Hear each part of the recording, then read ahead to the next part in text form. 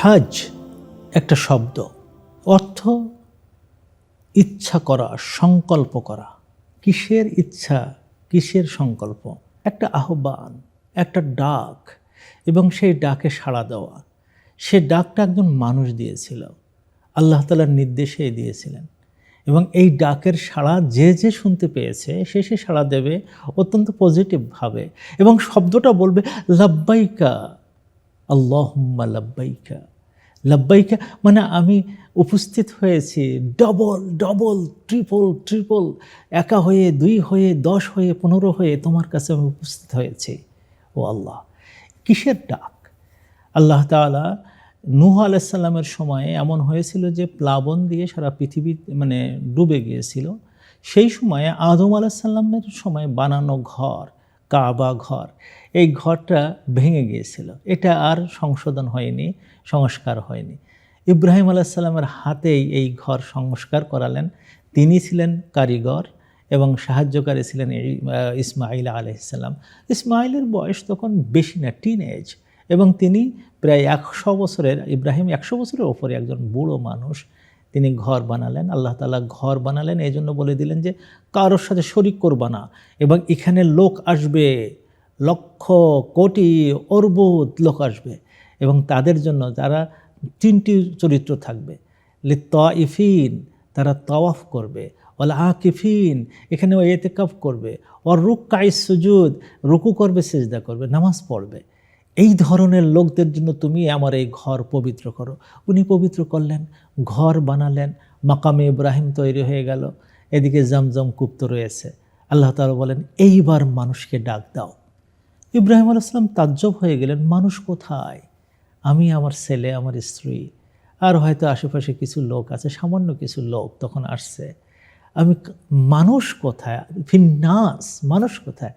আল্লাহ এই দায়িত্ব নিজে নিলেন যে তুমি দাওয়াত দাও, তুমি ডাক দাও। তিনি জাবালে আবি কুবা এসে দাঁড়ায় হজের জন্য তিনি মানুষকে ডাক দিলেন, তোমরা হজের জন্য আসো। আমরা যেমন হাইয়া আলাস সালাহ বলি, উনি বলেন হাইয়া আলাল হজ, হজের দিকে তোমরা আসো। আল্লাহ তাআলা এই বাণীটা প্রত্যেক মানুষের রূহের কাছে এটা পৌঁছে দিলেন। যারা কিয়ামত পর্যন্ত আসবে, ইব্রাহিম আলাইহিস সালাম থেকে শুরু করে নিয়ে কিয়ামত পর্যন্ত যে রূহগুলো এই দুনিয়ায় আসবে, তাদের কানে কানে পৌঁছে দিলেন। সবার কাছে না, আল্লাহ তাআলা এই বাণীটা তার কাছেই দেবেন যাকে আল্লাহ তাআলা পছন্দ করেছেন, যাকে আল্লাহ তাআলা হজের জন্য তৈরি করে ফেলেছেন।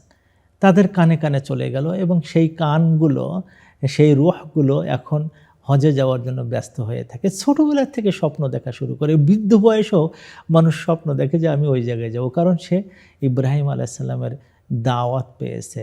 ওর মুখে তখন লাব্বাইকা ফুটে ওঠে, লাব্বাইকা ফুটে ওঠে।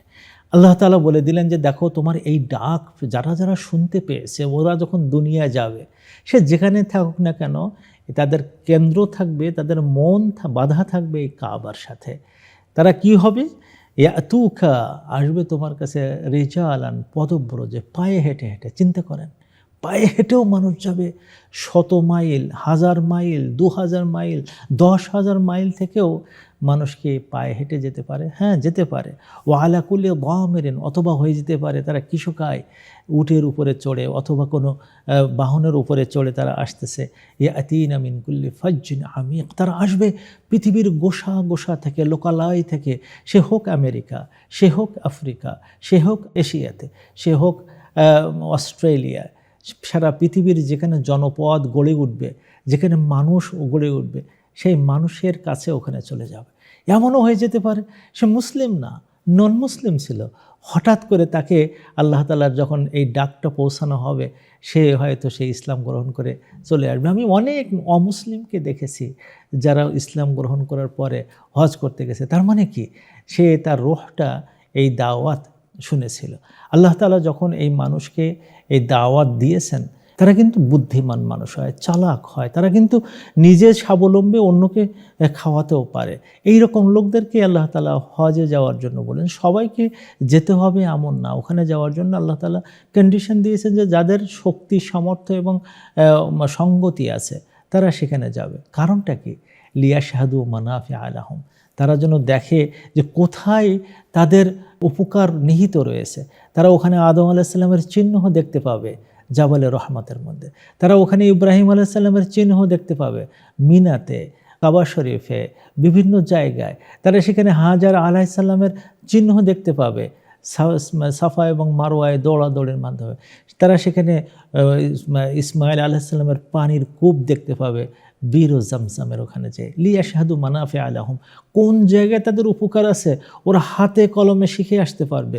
কোরবানিতে উপকার আছে, তাওয়াফে উপকার আছে, সাইতে উপকার আছে, আল্লাহর কাছে অবনত মস্তকে সাজদা দেওয়ার মধ্যে উপকার আছে নিজেকে আল্লাহর কাছে বিলীন করে দিয়ে আল্লাহু আকবার ধ্বনি মুখরিত করা, লাব্বাইকার মধ্যে তাদেরকে নিজেকে সমর্পণ করা, এখানে তাদের উপকার আছে। আল্লাহ তাআলার নাম বেশি বেশি করে স্মরণ করবে, আরাফাতে, মুজদালিফাতে, মিনাতে, সর্বত্রই আল্লাহ তাআলার জিকির করতে থাকবে, আল্লাহ তাআলার গুণগান করতে থাকবে। এবং এটা এই জন্য আল্লাহ তাআলা দিয়েছেন যে এর মাধ্যমে সারা দুনিয়ার কাছে একটা মেসেজ দিতে চায়, ইসলাম কল্যাণকর, ইসলাম পজিটিভ, ইসলাম সকল মানুষের জন্য, ইসলাম সবকে এক করতে চায়, ঐক্যে আনতে চায়, সবাই মিলে কাজ করতে চায়, একই ইচ্ছা, একই চিন্তা, একই নিয়াত, একই আল্লাহ, একই কাবা, একই কোরআন।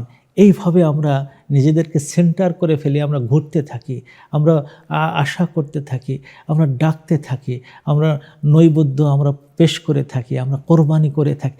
এইভাবে আল্লাহ তাআলা চেয়েছেন হাজটা সমস্ত মানুষের জন্য হয়ে যাক, সার্বজনীন হয়ে যাক। এবং হজকে কেন্দ্র করে আল্লাহ তাআলা শুধু মুসলমানদের না, সারা বিশ্বকেন্দ্রিক একটা অবস্থা তৈরি করে, এমন যে সবার মন থাকে, সবার মস্তিষ্ক থাকে হজ কেন্দ্রিক। আল্লাহ আমাদেরকে কবুল করে নিন।